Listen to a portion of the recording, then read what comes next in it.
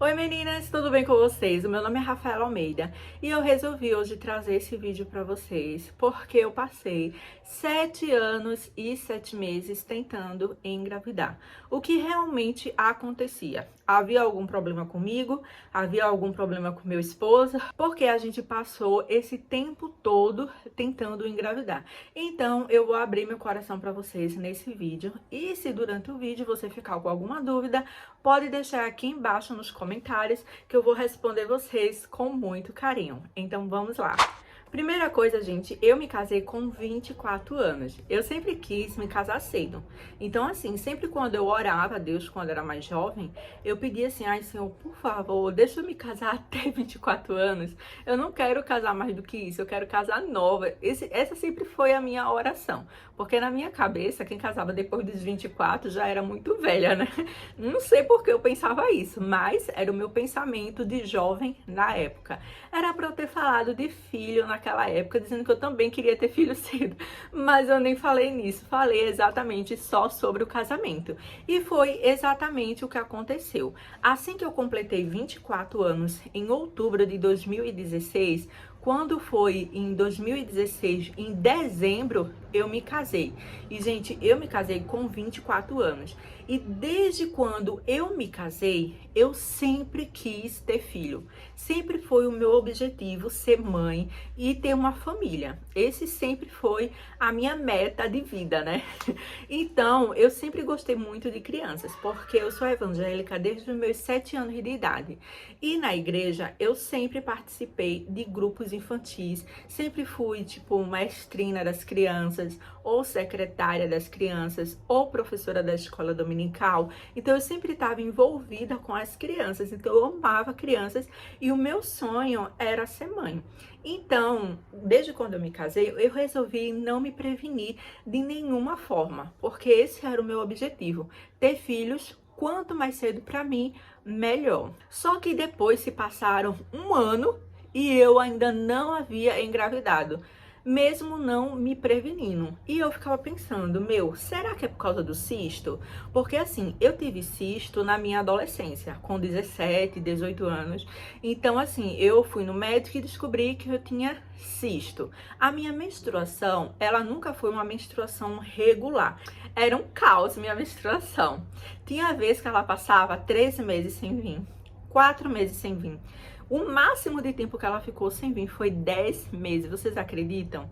Então, tipo assim, ela não tinha mês e não tinha data para descer. Então, desde quando eu menstruei muito nova, minha menstruação sempre foi assim, desregulada. Então, tipo assim, eu achava muito lindo aquelas meninas que diziam, ah, daqui a 3 dias minha menstruação vai descer. Ah, daqui a 2 dias a minha menstruação desce. E realmente descia, gente. Eu achava super lindo, sempre quis isso pra mim, mas eu nunca tive. E além dela ser desregulada, quando ela descia, gente, descia em grande quantidade. Gente, eu já passei tanta vergonha por causa da minha menstruação. Eu entrava no ônibus pra ir trabalhar e não dava nem tempo de eu chegar no trabalho. Tipo, quando eu descia do ônibus, a mulher falava, olha, tua roupa tá suja. Então, tipo assim, era um estresse, porque era muita quantidade. Então, eu fui na ginecologista com a minha mãe, e a ginecologista tinha passado, na época, um anticoncepcional para eu tomar. Nessa época, eu tinha, tipo, uns 17, 18 anos. Então, a médica passou lá o anticoncepcional. Eu comecei a tomar para poder tratar esses cistos. Sendo que depois de 6 meses tomando, eu percebi que eu estava engordando muito. Então eu comecei a não gostar. Voltei nela e disse que queria que ela passasse outro anticoncepcional com menos hormônio, porque eu estava engordando muito. Aí ela passou um outro modelo, só que eu continuei engordando. Aí eu fiz assim, não vou tomar mais isso não. Aí parei com o tratamento. Então, quando eu fiz 24, eu casei. Então, depois de um ano, mesmo eu não tendo conseguido engravidar, eu pensei assim, né? Eu acho que é por causa do cisto que eu tenho. Então, eu vou tratar esse cisto, vou no médico fazer esse tratamento para poder eu conseguir o meu objetivo, que é engravidar. Eu fui no ginecologista realmente para fazer esse tratamento, né? Então, quando eu cheguei lá, o ginecologista passou os exames, fez também a ultrassom. Quando ele fez a ultrassom, gente, ele disse assim, olha, você não tem cisto. O seu útero está limpinho, limpinho. Quando ele falou isso, eu saí de lá pensando, né? Fiz, nossa, eu achei que eu não tinha conseguido engravidar nesse ano por causa dos cistos que eu tinha na adolescência. Mas o meu útero está limpinho, sem cisto nenhum. Então eu acho que em breve o bebê chega, né? A qualquer momento o bebê vai chegar. Gente, foi se passando 2 anos, foi se passando 3 anos e nada. Eu já comecei a ficar preocupada. Eu fiz, meu Deus, 3 anos sem me prevenir, sem evitar de nenhuma forma e o bebê não aparece. Olha, começou a ficar muito preocupante essa situação aí na minha vida, né? Então eu fiz assim, vou no médico sozinha, né? Pra fazer os exames e tudo, ver se tem alguma coisa de errado comigo.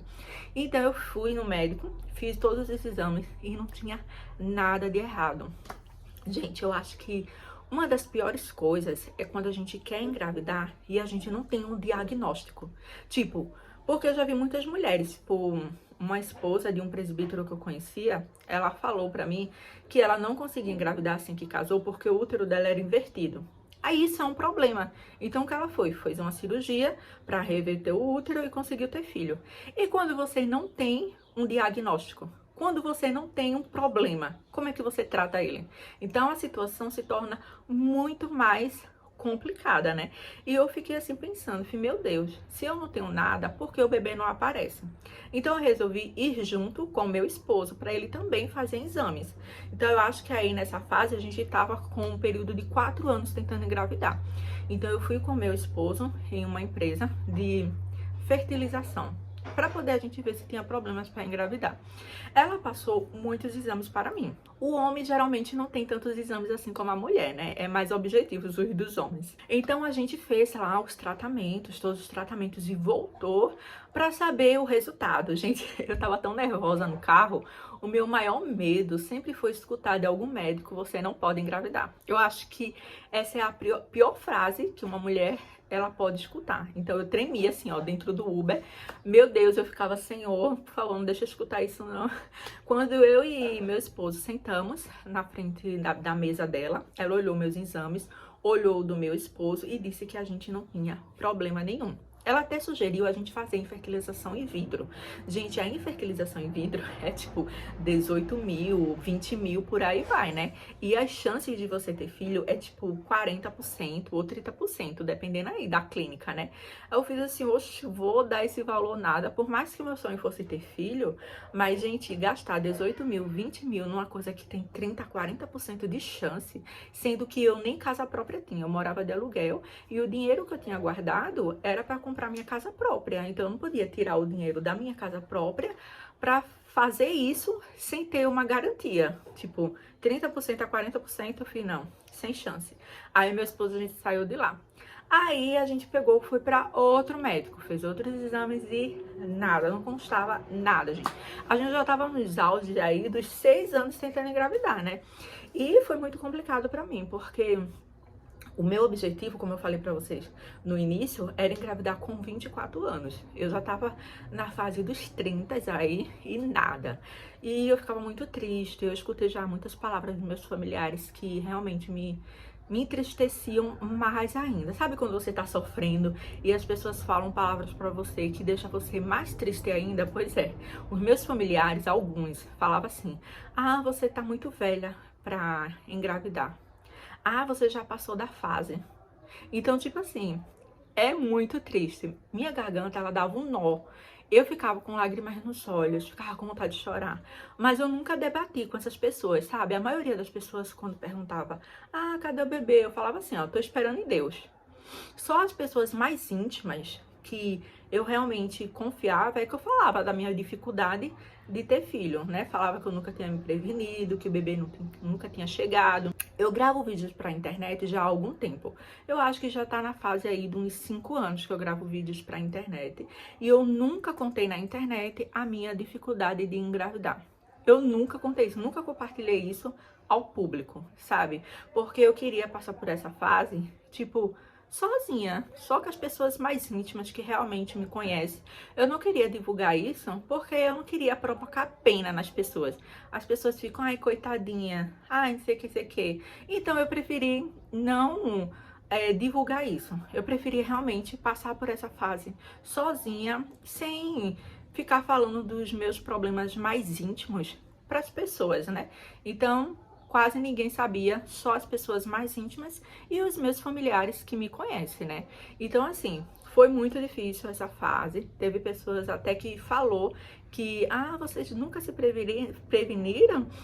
Então vai vir mais não. Então, tipo assim, muito difícil, tá, gente? Muito difícil mesmo, porque além da gente sofrer, ainda tem que estar escutando essas coisas. Mas Deus, ele contempla tudo e Deus, ele vê tudo. Pra mim foi uma fase assim muito difícil. Eu chorava horrores. No começo eu chorava muito, muito, muito. Depois começou o choro a diminuir, mas eu nunca tirei esse sonho do meu coração.